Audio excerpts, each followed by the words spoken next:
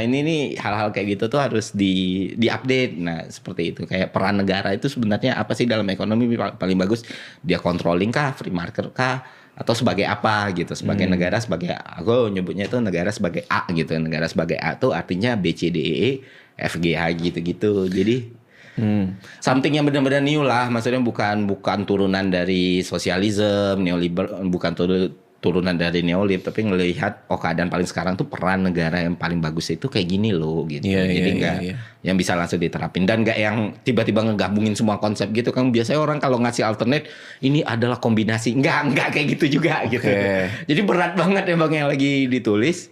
Gue dengerin pusing gue. Pertama di buku itu ada argumen bahwa setiap insan masyarakat harus punya universal basic inheritance. Waduh. Jadi bukan universal basic income lagi. Jadi bukan warga negara dikasih uang jajan sama negara, tapi dikasih lump sum kalau udah umur berapa gitu, dikasih jebret. Ini duit dari negara buat lo, pakailah buat hidup. Itu argumen dia. Dari dia ya. Iya, gue sangat berbeda. Ya ini mungkin apa nih? Gue sempat bikin rekapan manifestonya Bang, tapi yang gak usah disebut dulu lah. Gak apa-apa, gue baca dulu. Itu gue namain itu sih. Wow. Ada paracetamol nggak di? Pusing bro. Tapi gue ngerti alur ini ya. Iya. Alur berpikirnya.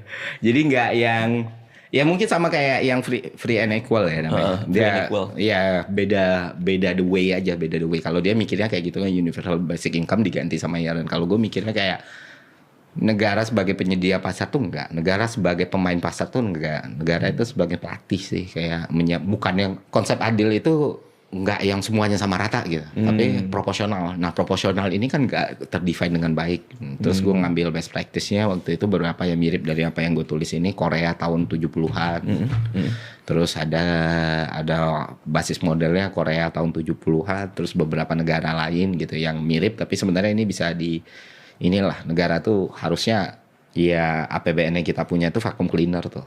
Nah, konsep vacuum cleaner ini loh yang kayak lu ngambil terus lu distribusikan dengan tepat ya kayak gitu.